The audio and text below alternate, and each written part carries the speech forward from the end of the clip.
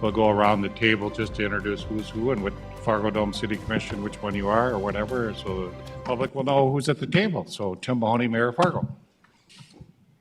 Arlette Preston, City Commission.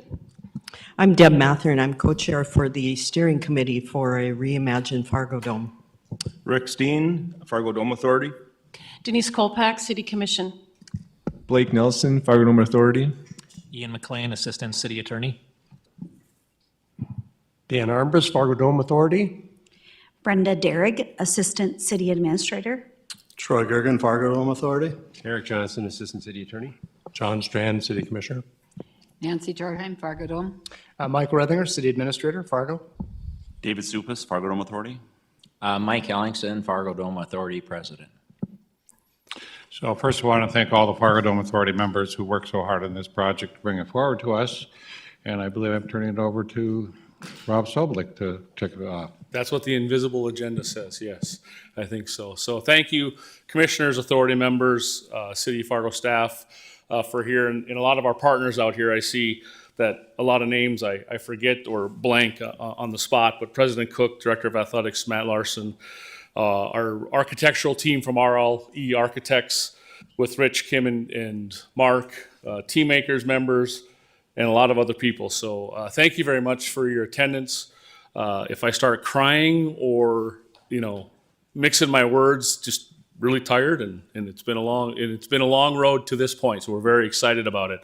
I think what we're going to start off with is the team at RLE Architects and Perkins & Will out of Denver, which is the national consulting architect on this project. And thankfully, Perkins & Will, the gentleman with that, used to be Sink Combs Detloff, which was the original architect on the Fargo Dome.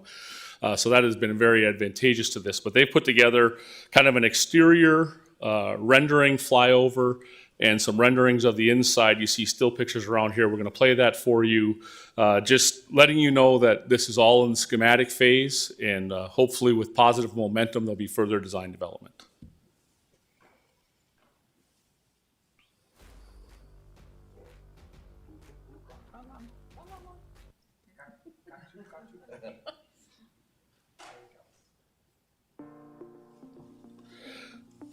And so as we go through this, I'll narrate a little bit. You can see the changes that happen to the west parking lot to address the parking on the south end of the building where the conference center pops up, and the addition on the west side. Some walkarounds on the northeast and southwest corner as you're looking at the northeast corner as it zooms in to this to be able to get through the congestion in the existing corners at concourse heightened events.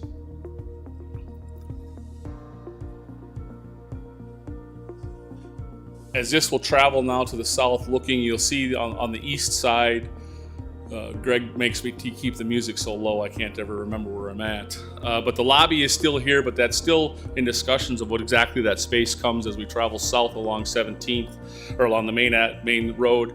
You can see the addition then to the southeast corner, the existing brick up on top, where it would be kind of more circulation space, socializing space for our patrons to go to, also as well as the main entrance for the exhibition center. As you look at that, as it travels to the south towards 17th Avenue looking north. On the west side here then, you can see on the right-hand side the conference space.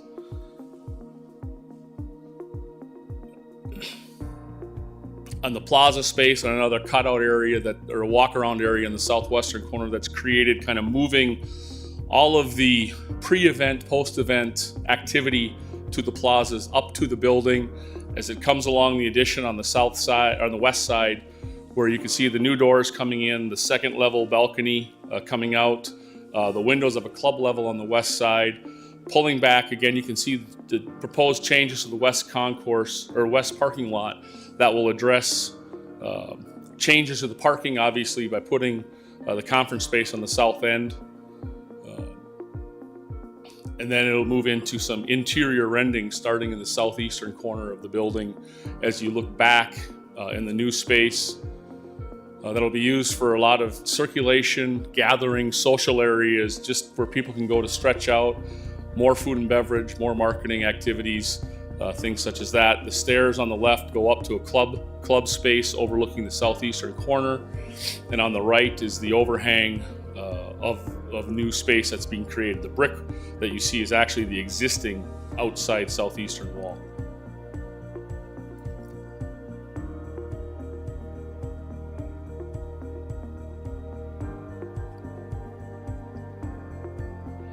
This next one, it will be on the southwestern side, kind of that walk around created. You can kind of see on the left into the interior and how hopefully it'll allow for people to alleviate and get around some of the congestion if they don't want to be in there. The food and beverage, the merch activations will still be inside the arena, but this is where you could be walking around the facility in an interior space now, looking south to the conference space. This I can't wrap my head around. That pillar on the right is the current exterior pillar. So all of that to the left of the screen is all new interior space, along with above what is the bathrooms, restrooms right now, that'll be fit up. This will be on the west side. And then this will be a shot into that club area or off concourse space, about 12 to 19,000 square feet, again with restrooms, food and beverage activations, a patio out to the west side. And this one overlooks the west concourse.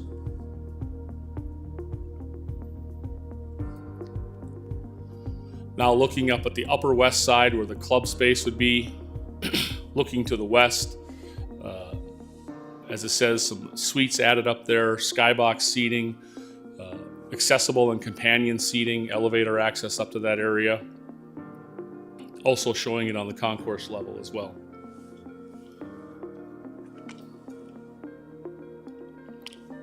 Just a close-up of the club space. You see the additional suites.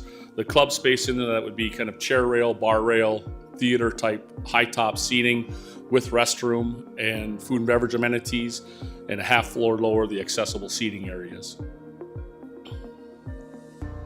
Press box area, a little space added to the upper area for accessibility and restroom space. Up at the press box, this would also help on non-sporting events when it's not used as a press box, could be additional accessible and companion seating. And then this one is the southeastern corner area right now that is all storage turned into, again, more space for restrooms, food and beverage, accessible seating, gathering, social space, along with that club level that would come across in the southeast corner and overlook everything there.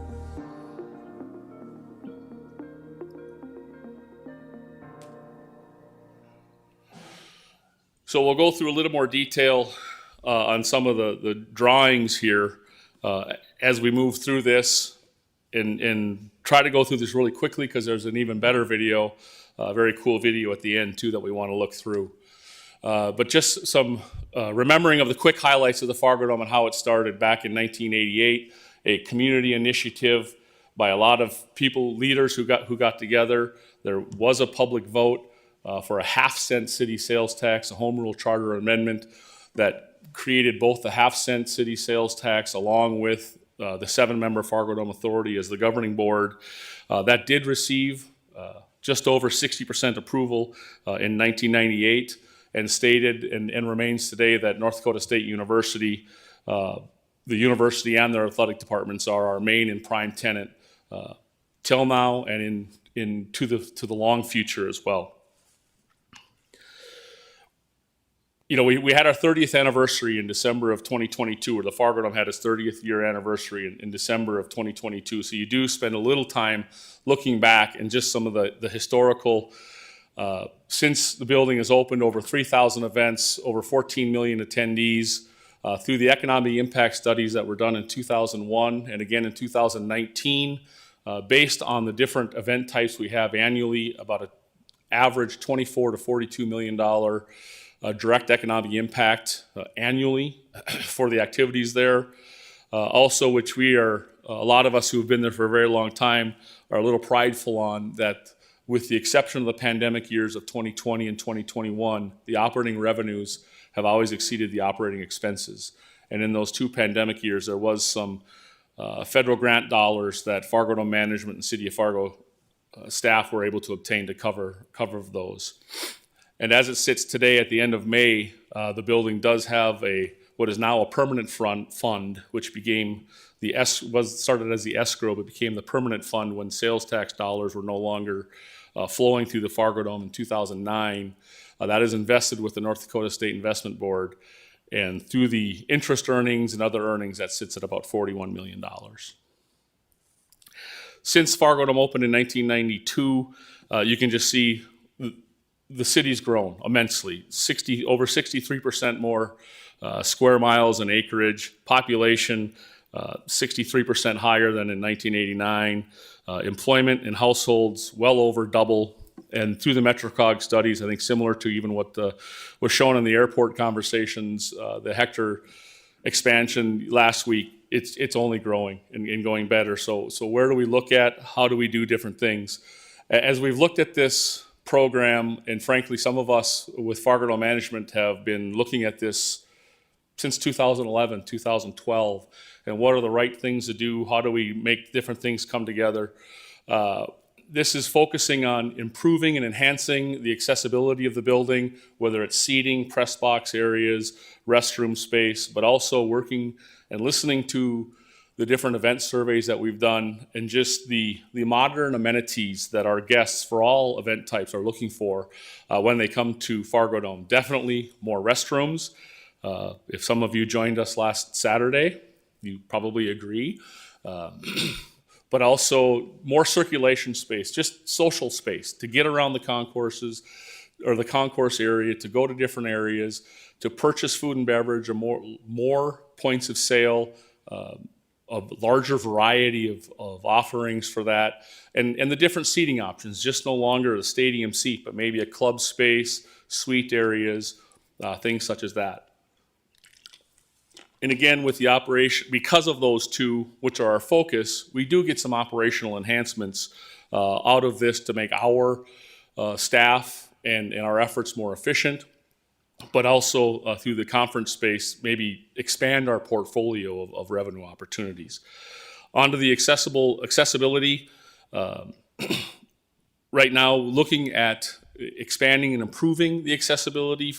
The challenge with FARGODOME is we have a lot of different sets.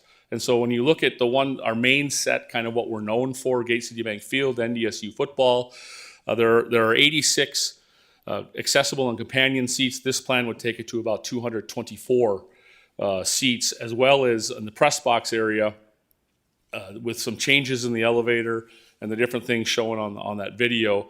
We'd be changing the elevator to open to the second level of the press box, opening that area up some, more convenient for our friends in the media, and also helping with the accessibility on those levels as well. Restrooms. It seems to be a favorite topic. You would think a favorite topic is a good topic. This topic is a challenge for the FARGODOME and everything that has taken place. So you can read the actual comments that have been taken from surveys at different events. And you can also see the existing graph where we would be taking particularly the female restrooms from 134 fixtures to 262 fixtures. Men increased slightly. Also on the family restroom side, a few years back, we added some family restrooms to the upper level on the east side. However, this plan would distribute family restrooms throughout the 4 different sides of the concourses as we go. Again, with the patron expectations, the circulation space, more points of sale, a different variety, larger variety of concessions, and just so people can move around. They're not getting caught in restroom lines, ticketing lines, food and beverage lines, or just people trying to walk around. Is this going to solve everything? No, it's not. At intermissions of huge shows, at intermissions of at large football games, NDSU football and others, Monster Jam, no building is designed to handle that main crush, but we certainly want to be effective for far more of the majority time throughout the event. And we can see the results when people have the ability to move around, not have to wait in line so long.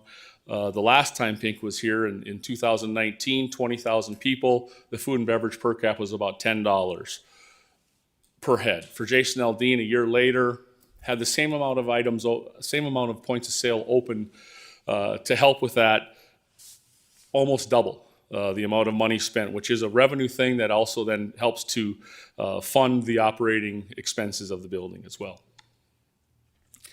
And again, with the operational efficiencies, right now all of the storage is in these highlighted spaces. The right-hand graph there on the south end of the building, the only freight elevator is 600 feet to the north end. So everything's got to be pushed or moved to there, moved up and brought back. When FARGODOME opened in 1992, the whole security line thing, the checks really wasn't there. But the more modern facilities have more enclosed. So we do have the lobby space on the east side for the security lineup, but on the west side and south ends, everybody's outside, covered mostly by canopy, but we want more climate controlled space for both the marshaling security areas, which then can turn into circulation space as well. The lobby meeting rooms, the 10,000 square feet up on the second level, that was all added in 2000. It's had a little bit of a makeover, but typically every 10 to 15 years are when those spaces have a makeover to freshen them up so that meeting planners and can have good events and good experiences when they come. The administrative offices are the same as they were in December of 1992. We've added a lot more staff. We have people sharing offices. They're in cubicles. So as part of this to kind of refresh that area. So the three areas that we were talking about, there's activity on all four levels: field level, concourse level, the second or mezzanine level, and the fourth level. So we'll briefly go over kind of the proposed changes, keeping in mind this is all schematic that has been put together by RLE Architects and Perkins & Will, obviously working with some FARGODOME Authority members, FARGODOME management staff, and just the different things we've gleaned for the last 30 years of operating. Starting with the field level, a lot of these changes are more so for concerts and large events where when we load 2,000 to 8,000 people down onto the floor, increase our attendance over what is normally there for football. But right now those people are serviced by a small concession stand and bathroom area in the southwest corner. Everybody needs to go up to the concourse level with everyone else. What we're proposing to do is do a large excavation in the southeastern side, and all of the new yellow space is all new excavated space that becomes storage. All of the storage then that is currently in these areas are moved there, which then opens in this orange space here to a multi-purpose space that could be one large room for concerts and events, where we have points of sale and gathering space for people to come to as kind of a quote-unquote club level, along with this other orange space in the existing southeastern corner that is storage.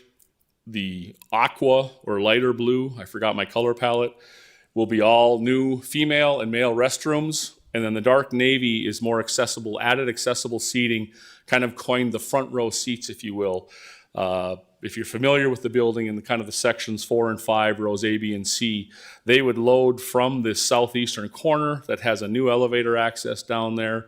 And then also currently in all four corners of the building, those egress stairs go directly outside. But in the southeastern side, that will now exit into the concourse area on the southeast to give kind of a main floor entry, if you will, and a way for people to easily get up onto the concourse if they'd like to gather with their friends that came and are sitting in other places, brag that they're down in the field club prior to the football game, whatever it is people want to do on that. On the concourse level, with adding in more and expanding our accessible seating, we've talked about the spot here, but we would be removing 2 suites from the east side and 2 suites from the west side and putting in permanent accessible seating areas in those spaces, along with one on the north side. And so this would greatly enhance the amount of seats, but more importantly, expand the distribution, the horizontal distribution of these seats and their locations throughout, whether it's a football field or a concert setting or things such as this, or the different building sets. And it would add to the existing 5 accessible seating areas we have on the concourse level. As far as restrooms, all of the restrooms would be updated for the change in building codes that have happened over the last 30 years for the sizing or the different heights and things such as that. But on the north, the south, and the west side, particularly in the added square footage, that's where your great increase in female restrooms would also happen, along with the placement of family restrooms in that area. Food and beverage, we would be adding food and beverage to places that don't have it currently on the south concourse, possibly kind of in the middle of the existing lobby space, a little bit more of that on that briefly. And then the large addition on the west side would have additional food and beverage opportunities in there so people, again, can spread out. And then just the overall circulation. On the east side, we've been discussing taking where the existing ticket office is with this elevator and food and beverage space, and at a minimum pushing it out to the far eastern side along the glass, which allows, again, for the placement of food and beverage, but also at peak times, once the crowd is in, this can be kind of a circulation space to get around kind of those pinch points that exist right now. On the northeast and southwestern sides are those kind of interior walkarounds that were shown in the video, again with the food and beverage and marketing activations happening in the existing corners. But if somebody is just trying to get from the west to the south or vice versa, they can use this space to move around. And then the biggest change obviously is on the west side, with taking the existing building out to essentially Albrecht Avenue at this time and creating much more interior space on this level, again, for pre-event and then the ingress for the security lines, the security protocols that are required. But once that portion is done, this can become additional circulation space so people can get around, the crush of lines at food and beverage or different things such as that, along with the staircases and elevator towers up to the other levels of that addition. Going up to the mezzanine level and keeping on that west side, then the existing building line right now, there's about 7,000 square feet of just space above the western bathrooms right now, the west concourse. You don't see that on the east side because that's where the offices and some of that function happens. With the addition of that add about another 12,000 square feet. So there'd be about a 19,000 square feet space. I like to term it as just an off-concourse area. It would be a space that has restrooms, food and beverage amenities, gathering amenities, so people, whether it's at the height of concourse use, they can go there to avoid some lines or different types of food and beverage. But if the whole family went to Monster Jam and mom really doesn't want to be there and their neighbors came too, they might hang out there the whole time and have a glass of wine, watch some TV or different things there. Vice versa, maybe it's Disney on Ice and the princesses are in town and dad got drugged there. His buddies are there, they're up there and they're talking whatever they're doing or watching different sporting events that piped in or things such as that. And then they come down and pretend that they watched the whole event and they get away with it. It's never happened in my life. On the southeastern side, then carrying up to that mezzanine level, this yellow area would be right now proposed as a space for our new expanded administrative offices, which we would vacate these spaces that are in the orange here, and those would be turned back into smaller breakout spaces in that 500 to 700 square foot. You would have access out onto the second level, as you saw that staircase that moves from concourse level up to second level, the mezzanine level in that space, and then a club space that comes into the arena. You would watch the event from that space. Again, more pub style, bar rail, accessible seating areas in that space with food and beverage amenities up there and access again to get down to the floor level if you want via elevator or stairs, different things with that again to just create more space for people to go to. Following all the way up to the top on the west side would be the club and suite space. So you can see the dark blue, which would be 1/2 floor below. That would be, again, with the accessible and companion seating, where we would get a lot of that vertical integration, both horizontal and vertical integration of those seating areas and the capacities there. The elevators would open up a 1/2 floor lower on the east side to access that space. There'd be some staircases, and then the west side of the elevators would open up one floor higher, half a floor higher to access the club space, again with restrooms, food and beverage, and prep amenities. And you can see that we've kind of drawn in about 8 suites. Keep in mind, we're relocating. We'll need to relocate 4 of our existing suites from concourse level up to this level. And then depending upon design, conversations, partnership level, there might be 2 to 4 more added spaces depending upon how those get fit up. Excuse me. On the east side, the changes to the press box, as we discussed, as we would kind of create new space that's outside of the existing east wall. Right now, the elevator would open to that space. There'd be restrooms in that space, press, media, workrooms in that space. So primarily for sporting events. However, as I mentioned, when it's just a regular event, this again could be more used as more vertical distribution of accessible seating and companion seating on that. On the north end, as we've talked about a lot of the seating changes, these are taking out existing stadium seats. They're put in, that capacity level is still in the club areas, the suite areas around the building, but there are some press boxes on the north end of the building that I believe were used once since the building opened in December of '93. And so we would remove those press boxes and put in stadium seats it's very important for a lot of our events, not only NDSU football, but a lot of our concerts that keep coming back, our Monster Jam, different things to keep that capacity in that 18.5 to 19,000 seat or higher areas. So that would help to do that. Again, working with RLE Architects and Perkins & Will, and also a large regional construction firm, kind of estimating all the changes we discussed on those last 4 slides, along with updating the arena lighting to LED lighting, items such as that. They kind of have a range of expenses in that 77 to 95 million. So we have, for this purposes of estimating and looking at financing packages, we've estimated those costs at about $90 million for the remodel of the Fargo Dome. And what that does is that would remodel about 110,000 square feet and add about 110,000 square feet to the existing facility.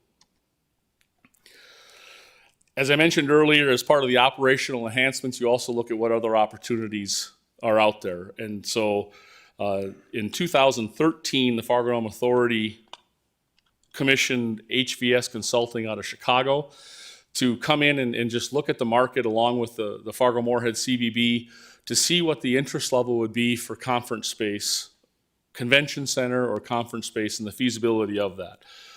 Through that, and again, when they came back in 2017, they did many different interviews, different meetings, surveying of a lot of meeting planners, and there is a very strong interest to bring a lot of events to Fargo and to the region. The challenge is there's not large enough contiguous space or to get space altogether. What they found in that is about 85 to 90% of the planners who said, yes, we want to come to Fargo, we will come to Fargo. 85 to 90% of those events could be accommodated with a conference space of 45 to 50,000 square feet. Through the last decade, then, there's been a lot of conversations of where that should be located. Both of these studies did that. We are also working with HVS to kind of update the operational pro formas with that from those based on the change in the building programming. And they found that for the most efficient operations, if it's co-located with Fargo Dome to share that space, as I said, 85 to 90% could be accommodated with the 50,000 square feet. But if it's co-located with Fargo Dome, in that chance, one a year, one every other year, every third year, it could be that large one, needing 50,000 square feet of breakout space, 80,000 of exhibit space in general session space, so we could combine the facilities through the scheduling and make it work to bring those larger events as well. So out of that came a full 90,000 square foot addition to the south end of the building. The yellow would be all support areas. The orange is circulation around there. The gray scale is basically the 45,000 contiguous space that could be divided further into 5 equal spaces of about 9,000, and the east and the west rooms further down. So you could, in this space alone, have a 27,000 square foot contiguous space room with 8 2,200 square foot breakout rooms for that, which is much, much larger than anything that currently exists in Fargo. If you add that with the rest of the existing spaces and changes, you would have a very large accommodation to be able to accommodate a very large event. And you can see how that ties into the main building. Again, combining the more circulation space on the south end with that southeastern and southern changes to the building as well. Again, working with the same architectural team and contractor, the estimate for that, it was about $46 million. So that makes the combined project about $140-ish million for them. There's just a graph too. Obviously, parking is very important to this part of the country. It's realistic. Nobody can expect to have front door parking for everything, but at least close. So this graph on the left-hand side shows what is currently at FargoDome for parking spaces of about just under 3,900.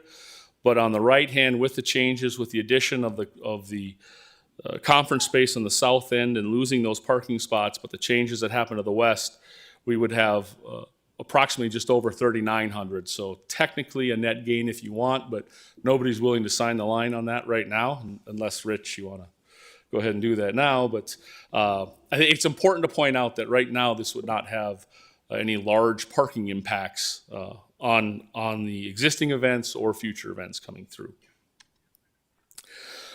We are very cognizant, and I think all of us are cognizant, that the FargoDome has a very busy event schedule annually. More importantly, with NDSU football in the fall as our prime tenant, we can't shut the building down to do all of this work. So all of this work would be phased in. That does make it take longer, but it's important to still work through this. So there would be 1 to 4 different phases of all of this work as we would go and work through this. That whole what gets done when would still be shaken out if there's positive momentum for this as we would move into design development and working likely with a construction management at risk situation to figure out the best way.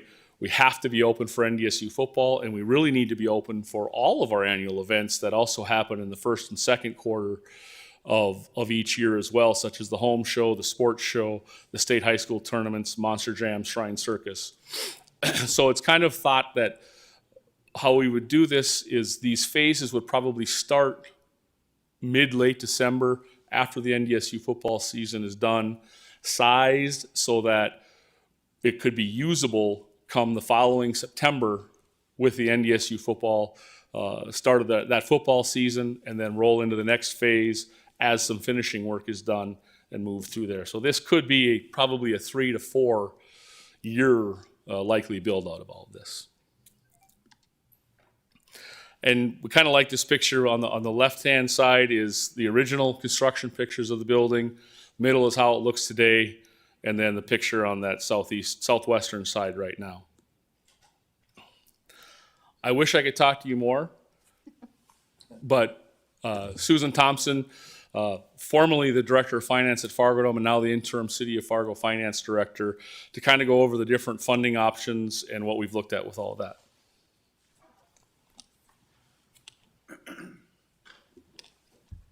Accountants always get the fun job, so I'm going to talk about how we're proposing to pay for this. As Rob mentioned, I was at the FargoDome. I was there for 25 years, and I feel like I've spent about half of them working on this project on and off, so we're all really excited to be here today. So as we discussed the proposal for paying for this, we looked at many different options. And what we landed on was kind of the three-legged stool, so to speak. The first component is from the permanent fund, and I'll just have to say the FargoDome is kind of the envy of any venue in the country. Nobody has a permanent fund like we do that helps pay for all of our capital capital projects. So $40 million is a lot of money. It's not enough to do this on its own, but it's a good start. So we'll start with the $40 million from the permanent fund. And then we did kind of a nod to the original FARGODOME plan. This time, instead of a half, we're proposing a 1/4 cent sales tax for 20 years. Roughly, that sales tax pays for the remodel portion. And then the final item is a 3% additional lodging tax for 20 years. And again, roughly that portion pays for the conference center addition. So with those three funding sources, it would pay for the remodel, as Rob went through, also the conference center. And then our financial model also includes annual future capital expenditures. And then it actually reaccumulates that permanent fund so that when the bond is paid and the tax is over, there'll still be monies like there is currently to help pay for our annual expenses. Did I do this right? So what are the practical considerations? So a 1/4 cent sales tax would bring our tax currently at 7.5 to 7.75. So what that means to a consumer is if you have a $100 invoice, if you're at Target or a restaurant, it's going to cost you an extra 1/4. And then over the course of a year, if you have taxable purchases, and remember that not all purchases are applicable with sales tax, for example, groceries are not, but if you spend $10,000 a year, it'll cost you an extra $25 a year. As we know, Fargo is a big economic engine. It had gross taxable sales of $3.3 billion last year, so a 1/4 cent generates $8.25 million. And then on the lodging tax side, currently staying at a hotel, the taxes are 10.5. That includes a sales tax and an existing 3% lodging tax. We're proposing an additional 3%. So that would bring the tax to 13.75. And as Charlie Johnson will tell you, the hotel industry is booming right now. 2022 gross taxable sales were $95 million. So 3% of that will bring in $2.85 million. So why sales tax and lodging tax? I think there was a lot of discussion about that last fall when another metro community passed a sales tax, but I think it's particularly appropriate for our project because it allows for out-of-town patrons to contribute to our project. And from our economic impact study, we know that over half, 55% of FARGODOME patrons come from out of town. And when they're here, they spend money. And they spend money on things that are applicable to sales tax. So retail, food and beverage, and lodging. We have some statistics. So for major concerts, so last weekend for Pink, 73% of the people in town for our concert were from out of town. NDSU football, it's a little less than half.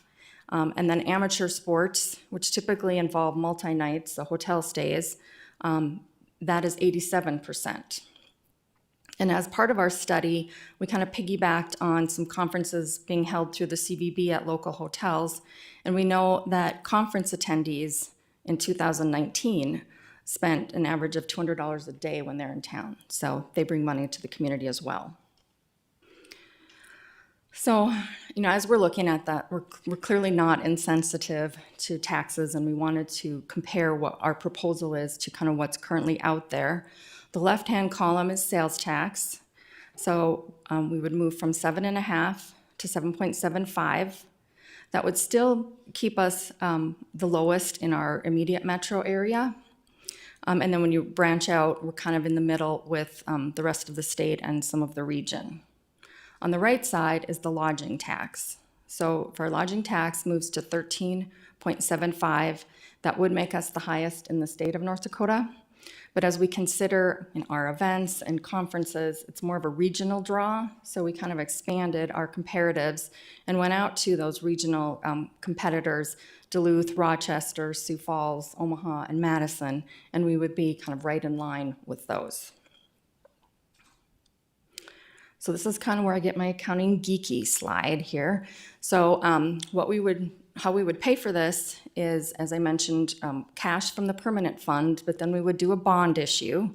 And the underlying source of repayment for the bond would be the sales tax, the lodging tax, and then any returns on the permanent fund.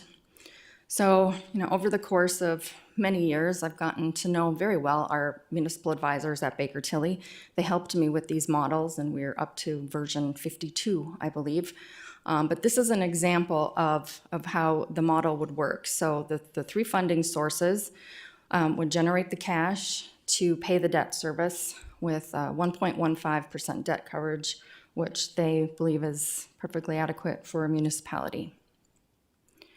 And then just have this on here. I'm not going to go through all of these, but as you put together financial models, you can imagine there's many, many, many different assumptions that go into them.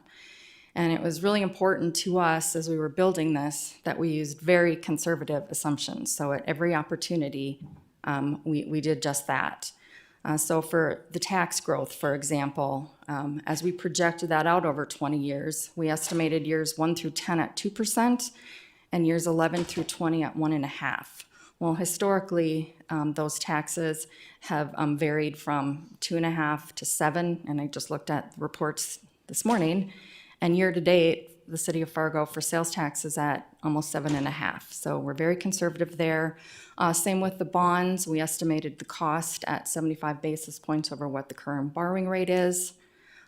For cash, as a kind of a safety net, we would set aside a full year of debt service in case there was some sort of financial issue. And then the others, a return on investments, and estimate the building to break even, and we can graduate our capital expenditures. So there's some safety nets in there for the financial plan.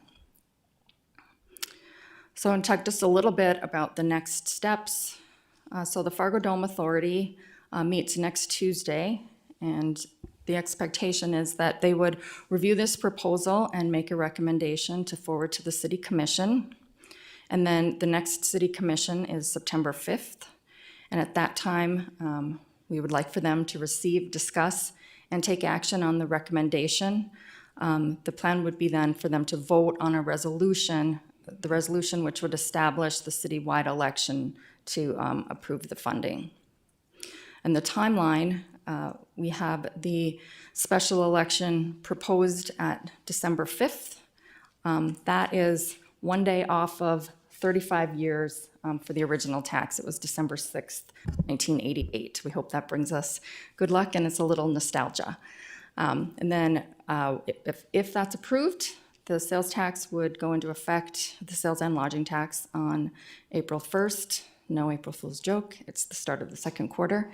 Fall would be bid award, and then winter we would perhaps start construction. So also with that, as we are also city employees, city tax dollars, just like the initial FARGODOME idea came from Goose Johnson and others, there has been a committee kind of put together, a FARGODOME Reimagined, Citizens for Reimagined Fargodome. As Deb Mathern introduced herself earlier, she is one of the co-chairs with that. Doug Restemeyer is the other co-chair with that. He sends his regrets. He had an unavoidable conflict today, and I know there are other members in the audience that will kind of be this community group to answer questions, different things such as that, as this promotion of this project will be turned over to FARGODOME Authority and the members of the Citizens for Reimagined FARGODOME group as well. I just have one further slide to elaborate on the election. So as we worked through that with Attorney Eric Johnson and Ian McLean, the language of that will be such that it's very, very simple and transparent. So as I mentioned, it's intended to be a special election that will be administered by the Fargo Auditor's Office. We expect 3 polling locations and absentee voting, and then it will be just a single ballot measure. It will list whether the citizens wish to make these tax changes, and it will basically be a yes or a no. So now we're going to leave you with that video that we promised. So again, our thanks to the comms team. They did a great job on this. We're excited for you to see it.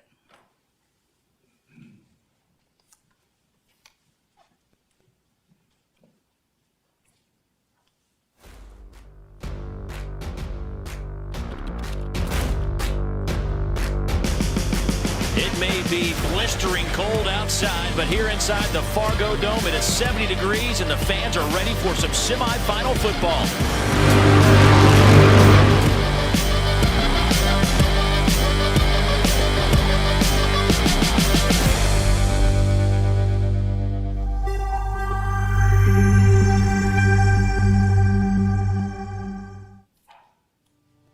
The Fargo Dome was first imagined in 1987 when Bob Goose Johnson and other leaders proposed to construct a multi-use facility on North Dakota State University land in North Fargo to host special events, concerts, trade shows, and NDSU athletics. 35 years ago, on December 6, 1988, the City of Fargo voters approved a 20-year, 1/2-cent sales tax needed to construct the facility, and the rest is Fargo Dome history. I remember the conversations like they were just 3, 4, 5 years ago, but they were difficult conversations because the people at that time had to sell this concept to the community. And they had to sell the community on the fact that this was going to have an impact on our restaurants, impact on our lodging, impact on schools, impact on the money spent in our community. People would be coming in. So that was, to me, it was much more difficult back then. Now, looking at this building has been a complete success in many, many ways, almost in every way you look. Since opening its doors on December 2nd, 1992, Fargo Dome has hosted over 3,000 events and nearly 15 million attendees. Besides its main tenant, NDSU football, the Fargo Dome attracts events and performers from across the world to our region.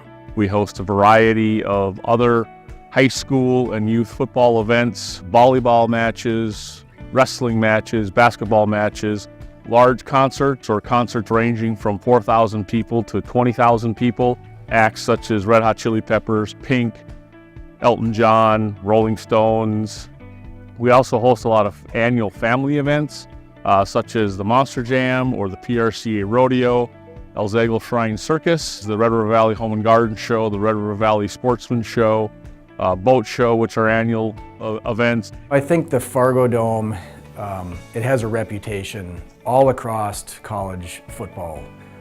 All of the opponents that come here, if they haven't been there yet, the players come out and they're kind of in shock and awe. And people that have been here before and seen that opposing teams, they try to practice to emulate what it's like to play in the Fargo Dome. And there's other venues like that across the country, but the Fargo Dome is certainly one of those premier places to go play and have a wild, energetic football home game. In addition to traditional events, Fargo Dome was utilized to help fight the major flood in 2009. The flood from 2009, we had a meeting here at the Fargo Dome Authority during the flood, and after the meeting was over, I went down into to go look at the bowl, and all you could see was all the heavy equipment, the people, and everybody filling sandbags, and it was kind of one of those moments where you look at it and say, it wasn't built for this, but it served a greater purpose. Fargo Dome has had a significant impact on life in the Fargo-Moorhead Metro, not only culturally, but economically as well. In fact, on operational basis over 30 years, Fargo Dome has been self-sufficient and not required any subsidies from the city's general fund. The intent of Fargo Dome really was as an economic driver and also to improve the quality of life in the community, and we just think we're doing that in spades. The economic impact is anywhere from $24 million to $42 million a year, and that really affects kind of the retail sector, the restaurant sector, the lodging sector. Over 30 years, the Fargo Dome has just kind of become a fabric of this community. I think anytime we see something scheduled on the Fargo Dome schedule, we staff up. We anticipate busier than usual business levels for us, whether it's a family-friendly show or a concert or a business event. We definitely anticipate that we're going to be busier than a typical day we might see. When I first got up to town, coming from the Twin Cities area, I was a little bit nervous that I wouldn't have maybe the same entertainment life up here, the same musical acts that come through, and maybe the same opportunity to attend sports events. And fortunately, organizations like the Fargo Dome or places like the Fargo Dome help a lot to fill that gap and definitely enhance the quality of life for me up in Fargo. For 30 years, Fargo Dome has served our community well, However, as Fargo continues to grow and evolve, the FARGODOME Authority and the facilities management team have invested thousands of hours to develop a comprehensive plan for a remodel and expansion to improve the current facility and posturing the venue for the demands and expectations of the next 30 years. Remodel goals include enhancing patron experiences, increasing operational efficiency, and improving accessibility throughout the facility. The project also delivers on a metro community need with the construction of a connected conference center. The addition of this facility, which has been talked about for decades, will allow FARGODOME to fill a market void for large conference space and attract a new sector of visitors to our region. It will also diversify FARGODOME's revenue streams in an ever-evolving economy. So the project is really twofold. First, it is a remodel of the existing FARGODOME, and then it's also a conference center addition, 90,000 square feet on the south side of the FARGODOME. As stewards of this facility, it's our job to keep it fresh going forward. There's so many arenas across the country that they get so stale after 30 years that the only option is to tear them down. And then you're building it at a cost that's 2 or 3 times more than the original. So if we keep this fresh, we don't have to build a new facility. The FARGODOME needs what I would call a facelift. And in that facelift, we can greatly improve the amenities, the experience. If we're going to attract families and people into that event center, we have to have the amenities that people expect. I think we're going to make it a great experience for our community and make it a venue in which people enjoy going to. We've done multiple surveys, after event surveys, whether it's concerts, large events, other events, and said, hey, how are we doing? And overall, those are pretty good. Although we do know that and hear a lot on restroom capacities at certain times, particularly on the female side, concession stand, food and beverage, amounts of points of sale, and or at times different offerings. We've listened to you as the customer. We've listened to the complaints. We've listened to the frustrations that have been had during events, and what this expansion is going to do is help answer and address those problems. The bathroom situation sucks at the FARGODOME. There's never enough bathrooms for women, and yet the men come and go within minutes. Having date night at the FARGODOME really isn't date night, because I end up spending about half of the concert alone while my girlfriend stands in a monster line just to use the bathroom. It kind of reminds me of when I was single again, and I'm not a fan, really. I mean, Pink was really awesome and super talented, but I missed my date. Yeah, no, the alcohol selection at the FARGODOME could definitely be improved. Anything, really. I mean, you could add a craft beer option. That'd be great. You could do a non-beer option, All you can get right now is like, what, Mike's and Truly? So the expansion will provide us the opportunity to bring in different food and beverage vendors, both locally and regionally, to provide a different menu and a different option for our patrons as they come to our events. Currently, we're tied into kind of the same footprint based on our storage and point of sale capabilities that we can't easily bring in a new vendor for a specific show. Whether it's a football game or a concert, you really don't want to stand in line and wait to get a beverage or a hot dog or whatever. And today, you do run into some of that, and with having more options to get concessions, it's only going to enhance the experience of consumers that go there, hopefully improve attendance and just make it a much better experience. When FARGODOME opened in 1992, the Americans with Disabilities Act was in its infancy. Since then, requirements for accessible seating have changed. The remodel allows FARGODOME to add accessible seating, including horizontal and vertical seat distribution throughout the arena. Renovations at the FARGODOME, if they're made, will really make a big difference in terms of seating and the variety of seating that's available to persons with diverse abilities. Oftentimes you find that individuals with disabilities are either needing to sit at the very front of a venue or at the very back of the venue, and there isn't a lot of in between. I had a sister who was in a wheelchair, and for me to be able to take her to an event at the FARGODOME was a lot of work. And I would like to see people from all walks of life be able to have the opportunities that I have and so many of my friends and neighbors have. And I think with this renovation, that can happen. We can make it more accessible for people and just increase their quality of life. The remodel includes additional meeting rooms, suites, elevators, and storage for events. The plan also addresses concourse and security line congestion with the new northeast and southwest corner bump outs and in addition to the west entrance. However, the comprehensive plan does not stop there.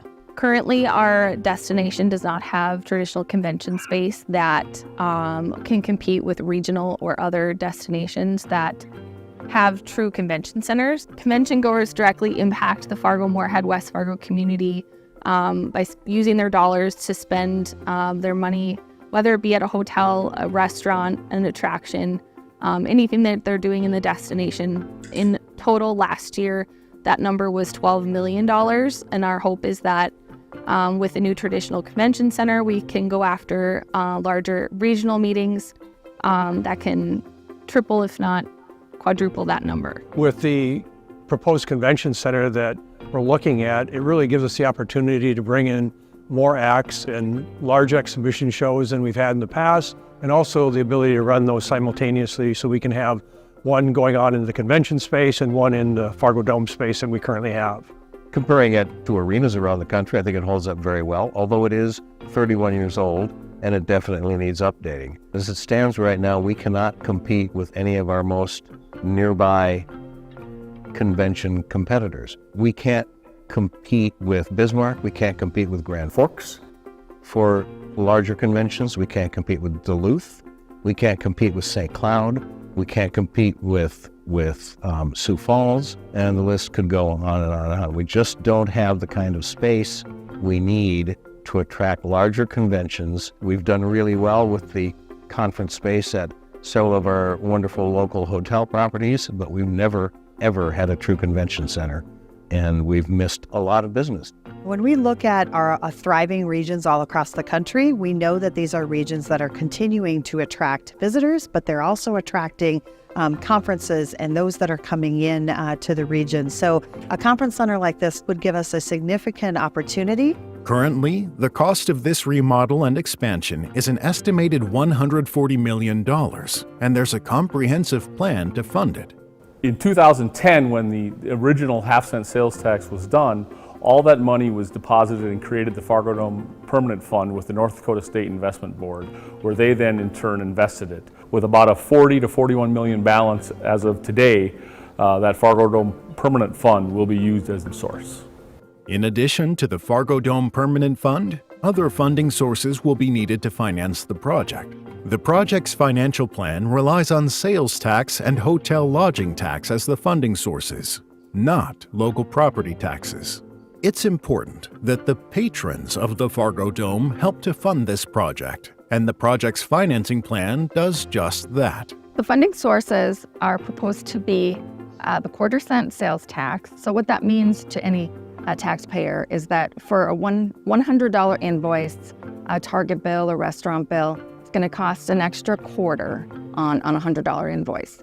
And then the final piece is a 3% lodging tax. So the financing plan is in such a way that the sales tax generally pays for the remodel portion and the lodging tax pays for the convention center portion. So if you think about it, lodging tax is generally people from out of town, 90% or so. So we're saying that out-of-town guests will pay for the convention center, and from that, the city gets a great asset that we really need to compete. The increase in lodging tax is something that might appear to be a concern on the outside. We all have to remember that the majority of that's paid by our outside guests and visitors. I think the 3% tax is actually a little bit overdue. I was surprised it was as low as it was when I got here. And that was over 10 years ago. And this really just kind of bumps us up to that par level across the nation, across the country. Fargo Dome hosts over 500,000 residents and visitors every year. This facility is our economic engine as well as our regional differentiator. This Fargo Dome expansion plan is currently in the proposal stage and is expected to go before our residents in a public vote on December 5th, 2023. Even with a quarter-cent sales tax increase, Fargo's sales tax would remain the lowest in the metro. The decision is now up to the residents of Fargo to vote yes or no to accept or reject the proposal. Just as it was 35 years ago, you have the ability to shape the future of your community with this multi-generational investment. The Fargo Dome Authority and the Fargo Dome's management staff have spent a lot of time on both the architectural renderings, the physical plan, and then also the financial plan. But really, in the end, it's the citizens of Fargo that get to make the call on adding those, both the sales tax and the lodging tax to fund these plans. Clearly, the Fargo Dome has made a significant impact on our community. Together, we look forward to a reimagined Fargo Dome which will continue to execute its mission of providing a diversity of events and enhancing the quality of life and prosperity in our region.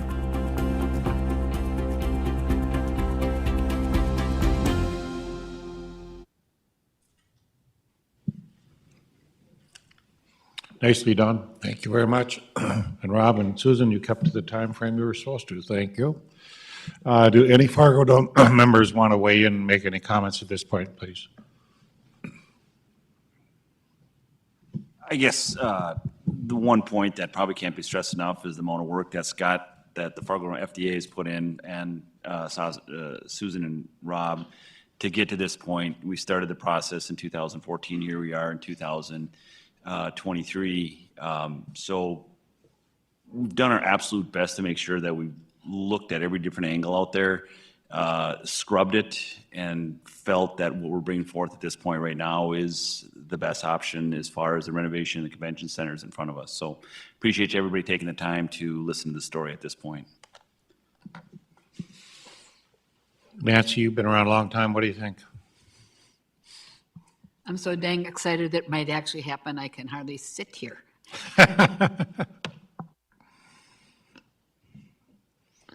So basically, the Fargo Dome is bringing it to the commission, to bring it to our team to set up a vote. Any commissioners have any questions about the proposal or ideas? Rick, you want to tell us? You're a finance guy. Is it a good idea, or my finances make sense? Or?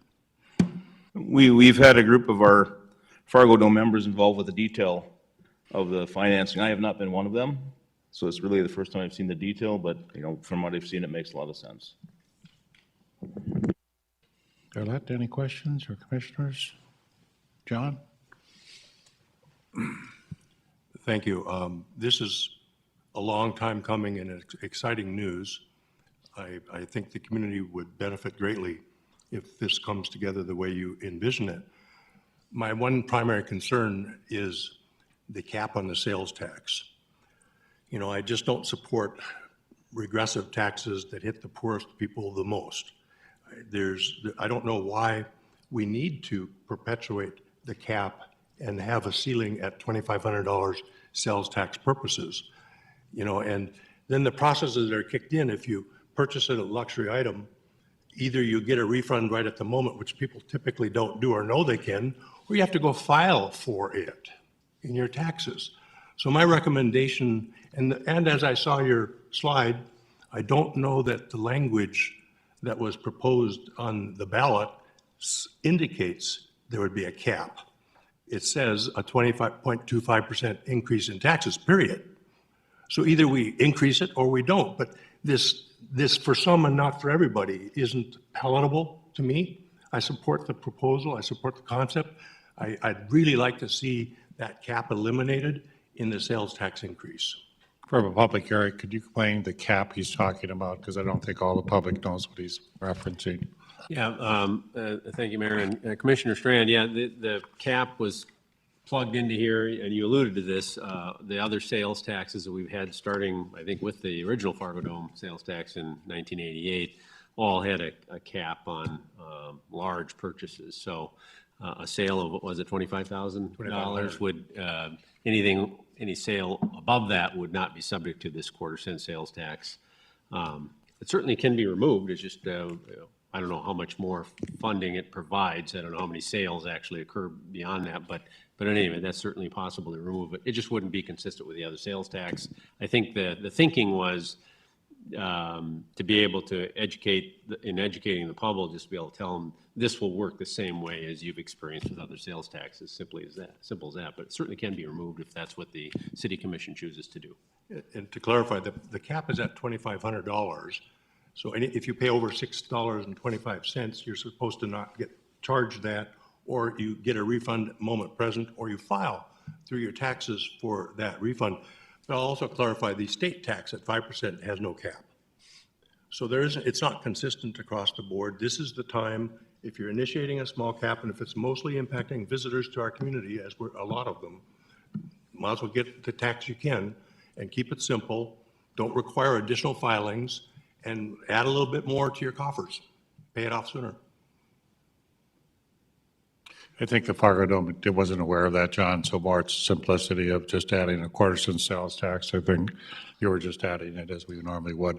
I think we could ask our assessors to go through an evaluation, to Eric's comment, how much extra money would that revenue. But Susan, when you did her calculation, we did it purely on how we presently do it, and there's no, the cap is involved, but we just. Right, it was just to be consistent, as Eric mentioned. It would be really complicated, I think, for retailers to have a fraction that's got a cap and some that doesn't, but we can look into the logistics of that and see if that's something that can be done. That may be a separate vote, John. Well, I think the Fargo Dome, as you brought this to us, keep it as simple as possible.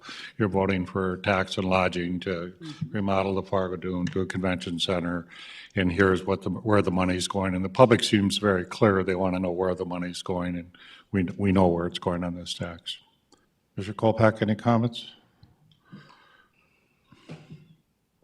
Thank you. This is the fourth time I've seen this presentation, so I've asked my questions, but I'm certainly supportive of it. I appreciate it for 9 years of working on this project, and the source of revenue for this seems to make a lot of sense to me as well, so I'm supportive. Mr. Preston? Yeah, my concern is relating to the sales tax issue as well, but from a slightly different perspective. And this is really more of a city question and what we would need to grapple with, which is, could somebody remind me, the half cent that went off in 2009, did it convert over to an infrastructure sales tax? Yeah, okay. So we currently have, what, 2.25% for infrastructure? My concern is setting priorities for using that sales tax revenue, and over time, whether we may need some additional support for infrastructure. So do we talk an expansion on the Fargo Dome or infrastructure? And, will we come to the point where we need to make a decision about infrastructure funding? And I don't know that we have a good handle yet on that, and that it's that long-range financial planning that's not quite in place. I understand fully the building has to be renovated. It's 35 years old, and it needs some updating. It's just the convention center piece that when you look at the funding structure, the sales tax versus the lodging tax makes lots of sense to me. The sales tax, especially with a cap on it, is a bit more regressive, and it's paid for by the entire public. So that's the piece that I still have some questions and concerns about. So the funding model is such that it's the lodging tax, basically, that's paying for the convention center. And by state law, lodging taxes can only pay for things that attract visitors. So that made the most sense. The sales tax, we looked at a few different options for the remodel and fell to the sales tax, but through many discussions, we started at a quarter and kind of shaved that down to, we started at a half and shaved that down to a quarter, being sensitive to the fact that there may be other city needs. But, FARGODOME is a very large city asset, and it does fall into the city's long-term plan, and we do need to take care of this building. So on the sales tax issue, basically, the state has 5%. We do have a 1 cent sales tax that goes for infrastructure. A quarter goes to water, quarter to wastewater, quarter to the streets, and a quarter had gone to flood protection. So that has been very useful in the taxpayers' lives because 40 to 50% is paid by outside patrons of the community. We have a half-cent flood tax and a half-cent flood tax that helps us as well pay for the diversion, which the community of Fargo, not a lot of communities have that, where we have to pay for our flood protection, and the community has embraced that, and it's worked very well for us. As you saw in West Fargo for fire and police, they did do a half-cent sales tax to help cover that, and I understand why you might think that's kind of a way you can kind of do things. We will have to revote our infrastructure tax in 2024 on that quarter that helps keep our utility costs down, street costs down, and costs down for the community. So far, the community has embraced that, and that's worked very well for us. I think, Commissioner Kolpak, as you've gone over utility rates, we've done very well with that tax. With the restructuring and the franchise fees, basically, we were hopeful that we would not have to go again for a sales tax to help to pay for infrastructure costs. So I think we have an asset that we need to fix up. Quarter cents is very small. A lot of that will be helped by outside visitors to pay for that. Commissioner Pipkin, I noticed you came in. Is there anything, you're on the Finance Committee for the Fargo Dome, any comments you want to make, or you're kind of in the back there? You're good? Okay. Mayor, may I? One more comment. In the end, this is going to be up to the voters to decide too, which I sincerely appreciate. So I just wanted to close with that. And to add on to that comment, December 5th, is there some reason that date was chosen? It's, possible that it's going to be snow on the ground and it'll affect turnout. What's the rationale behind the December 5th? Eric will go through the ordinance of why we had to go to that date. So when we picked that pass it date to the commission, or Susan? Picked that date really because it was one day off of, we wanted a Tuesday, and it was one day off of the 35th anniversary. And also, as a special election, knowing what's coming next summer, it kind of keeps the politics out of it. It makes it clearly a community-wide item. Yes, I am a little concerned about the weather, but absentee ballot voting will also be an option for this election. Yeah, relative to the timing, so the actual citywide vote will be to amend the home rule charter, and generally we implement home rule charters with an ordinance, and so part of the approval process will include approving, if the vote is successful, 2 ordinances. In terms of timing, it was just a sequencing of when collection might occur and getting the information out to the state tax commissioner's office. And so December 5th was taken because there's a window of time between December 5th and the end of the year to get that information to the tax commissioner's office. We'll roll out the details of the schedule. Happy to talk about it now, but I think at the next city commission meeting, we'll talk about that schedule. Mayor, I'd like to ask another question conceptually. And again, this is really exciting, and this is really substantial for our community. I'm just wondering, though, if this happens and we get this expansion, in our thinking processes now, are we anticipating potentially a performing arts center if that does not come to fruition downtown? Because I'm not sure it will.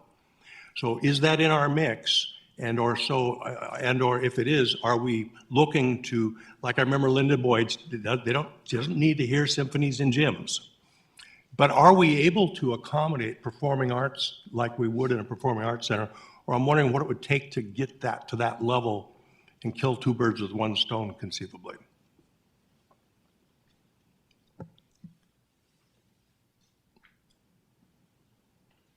Did you get all that? I did. I think FARGODOME is a sports facility, conference center is a convention conference center, and a performing arts center are 3 very different, very distinct structures. With the help of Gate City Bank and other local sponsors, FARGODOME did host the Gate City Bank Theater, but it's just not conducive to the art side of that. A conference space isn't a performing arts center. So I think from FARGODOME management standpoint, our charge from the FARGODOME Authority and city leadership was remodeling, enhancing, growing FARGODOME for the existing events that we have that are very important and very successful, large variety, and then the focusing on how to create the most bang for the buck, if you will, on the economic impact of bringing in larger conferences and more conferences. I personally can't speak any more to a performing arts center than that. And that's where I would I unfortunately. think, John, we wanted to separate the two, so we can only take so many bites of an elephant. And, you know, you got basically the FARGODOME needs to be remodeled, and you've got the convention center, which we finally have teed up to the community. Is this what you want? I think, Commissioner Colbeck, you're working on the performing arts, and we've basically put that to back burner right now to get this solved first. And then I think we'll take that back up. I think you've seen in the museum that people are trying to bring up, they're doing private funding for that, and that seems to be coming along. I think we're watching that a little bit to see how that works, but performing arts is in a back burner right now. We think this is a front burner issue and we need to address it. And for disabled and seating, we have to do something. And this is critical for us to do. But also for the survival of the FARGODOME, we have to take it to the people. If you want it fixed, let's get it fixed. I too want to see a performing arts center, but I don't want this program to fail because of that. I do believe that's something that I would like to see the public get involved in the future. If we don't do something with our FARGODOME facility, it will become like the Civic Center in 20 years, a place that's people really don't want to attend. My house is 25 years old, and I'm having to make a lot of fixes to it. So I believe now is the time to act, and that's why I've gotten on board. And I've gone to so many events there and know what an economic asset this is for our city. So I hope we can talk through a lot of these issues. I just believe that this is the right thing to do for our community, for our people who need more accessible seating, just for the future of our asset and for our city of Fargo.